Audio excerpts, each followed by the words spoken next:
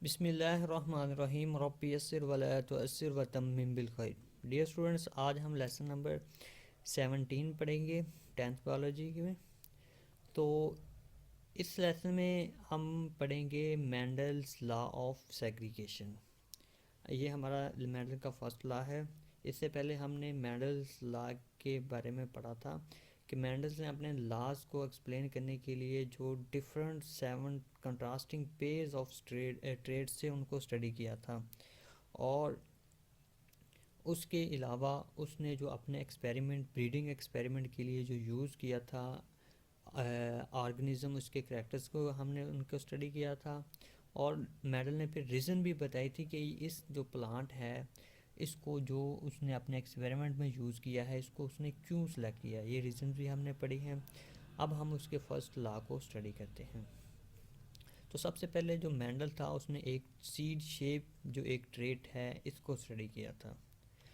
For this purpose he crossed two plants having one contrasting trait. It explains seed shape. Seed shape में इसकी दो एक trait है। Seed shape की दो अल्टरनेट फॉर्म हो सकती हैं, या तो सीड राउंड होगा या सीड रिंकल्ड होगा। तो ये एक ही ट्रेट है, मींस सीड शेप। ऐसा क्रॉस जिसके अंदर सिर्फ एक ही ट्रेट को स्टडी किया जाए एट अ टाइम, उसको हम कहते हैं मोनोहाइब्रिड क्रॉस। ठीक है, तो ये डेफिनेशन है, इसको जेन में बिठा लें। A cross in which only one trait is study at a time is called as monohybrid cross. तो मेंडल ने अपने एक्सपेरिमेंट में क्या किया कि अपना जो एक ट्रू ब्रीडिंग प्लांट था। ट्रू ब्रीडिंग का मतलब यह है कि अगर वो generation after generation self fertilization करे तो उसके रिजल्ट में जो ऑफ स्प्रिंग होंगे वो सब के सब राउंड सीडेड हों। अगर राउंड सीडेड हैं तो राउंड सीडेड रहेंगे, अगर रिंकल सीडेड हैं तो रिंकल सीडेड ही रहेंगे, इसमें कोई वेरिएशन नहीं आएगी। तो इस तरह से उसने ट्रू ब्रीडिंग जो प्लांट्स राउंड सीडेड प्लांट थे उनको true breeding wrinkle seeded plant के साथ क्रॉस करवाया। रिंकल सीडेड जो ट्रू ब्रीडिंग थे ये generation after generation wrinkle seed produce करते थे, लेकिन जो true breeding round seeded plant थे ये generation after generation round seed ही पैदा करते हैं। तो जब इनका आपस में क्रॉस करवाया गया तो उससे जो नेक्स्ट सीड प्रोड्यूस हुए वो सारे के सारे क्या थे, राउंड थे। तो इसको हम बाद में देखते हैं। तो इससे पहले ये हमारे पास ये 7 डिफरेंट करैक्टर्स हैं जो कि मेंडल्स ने हमने एक्सपेरिमेंट के अंदर जिनको स्टडी किया था।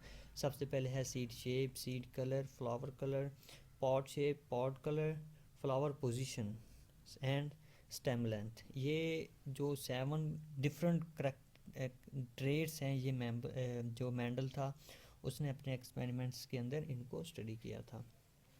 तो उसमें से जो सबसे पहले ट्रेड है हम इसको भी इसी एक्सपेरिमेंट में स्टडी करेंगे, जो कि मेंडल ने अपने फर्स्ट लॉ को प्रपोज करने से पहले उसको उसकी जिस एक्सपेरिमेंट की बेस पे अपने मेंडल ने अपना पहला लॉ जो प्रपोज किया था।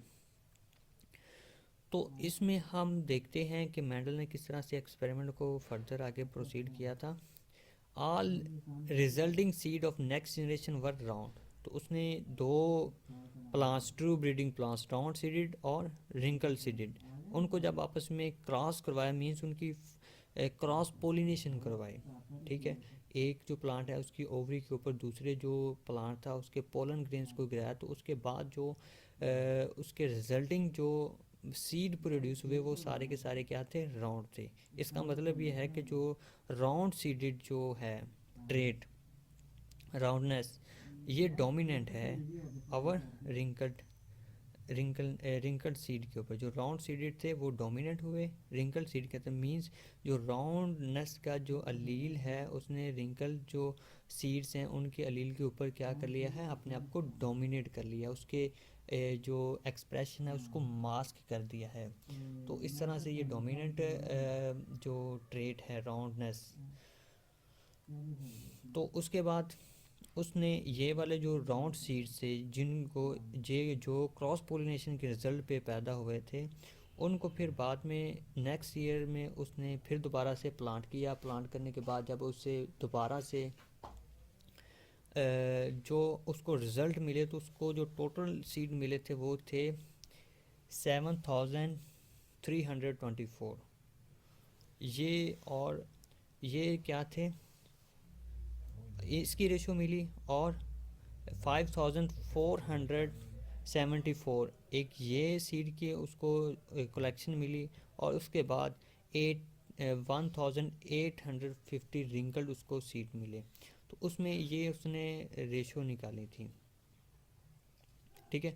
उसमें जो टोटल सीड उसको मिले वो थे 7324, ये उसको टोटल सीड मिले, जिनमें से जो 5474 थे ये राउंड थे, और जो 1850 ये थे रिंकल सीड।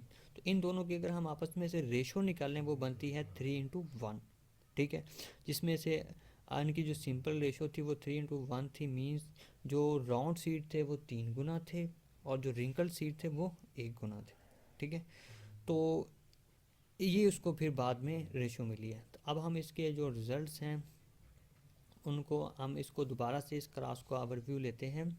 तो इसमें से जो फर्स्ट जनरेशन है जो P1 थी, जिनमें से एक राउंड था और एक रिंकल था, उसको हम P1 जनरेशन कहते हैं। उनके आपस में क्रॉस फर्टिलाइजेशन के बाद, उसके आपस में क्रॉस के बाद जो हमारे पास जनरेशन प्रोड्यूस हुई वो F1 जनरेशन थी, फर्स्ट फेलियर। और जब इसको सेल्फ फर्टिलाइजेशन इसकी अलाउ की गई, मीन्स सेल्फ क्रॉस करवाया गया इनका आपस में, तो उसके बाद इसके जो प्रोड्यूस हुए थे वो, उसके बाद जो जनरेशन आई वो F2 जनरेशन थी, ठीक है। जब इनका आपस में सबसे पहले क्रॉस करवाया गया, जो राउंड सीड थे और रिंकल सीड थे उनका आपस में क्रॉस करवाया, तो उसके बाद हमारे पास जनरेशन आई वो F1 थी। और जब इसको सेल्फ क्रॉस करवाया गया, ठीक है, तो इसकी सेल्फ पोलिनेशन इसको अलाउ की गई, तो उसके बाद जो हमारे पास जनरेशन आई वो F2 जनरेशन थी, ठीक है। तो इसको हम यहाँ पे दोबारा से फिर समराइज़ करते हैं। ये हमारे पास पेरेंटल जनरेशन है, जिसके अंदर एक जो पेरेंट है उसके जो सीड्स थे वो राउंड थे, दूसरे के रिंकल थे। तो उसके रिजल्ट में जो F1 जनरेशन प्रोड्यूस हुई थी उसमें जितने भी सीड्स प्रोड्यूस हुए थे वो सारे के सारे क्या थे, राउंड थे। तो जब इनको आगे सेल्फ, इनकी आगे से सेल्फ पोलिनेशन हुई थी होने दी, या इसको सेल्फ क्रॉस करवाया गया, तो उसके रिज़ल्ट पे हमारे पास उसके पास ये रिज़ल्ट आए थे, ठीक है। जिसमें उसके जो 3:1 रेशो में उसके पास सीड प्रोड्यूस हुए, जो 3 की रेशो थी वो राउंड की थी, और 1 की जो रेशो थी वो रिंकल सीड की थी, ठीक है।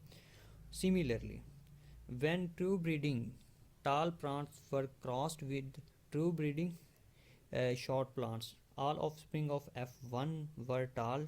It explained tallness was dominant trait, ठीक है। When the members of F1 generation were self-fertilized, Mendel got the ratio of tall to short plants in F2 as 3:1। तो इसी तरह से जब उसने दूसरी ट्रेड को स्टडी किया, जिसके अंदर उसने जो टालनेस और शॉर्टनेस को स्टडी किया, तो उसके रिजल्ट में भी उसको जो रिज़ल्ट मिले वो 3:1 रेशो थी, मीन 75% राउंड थे और 25% रिंकल थे, उसके पास सेम रेशो आई।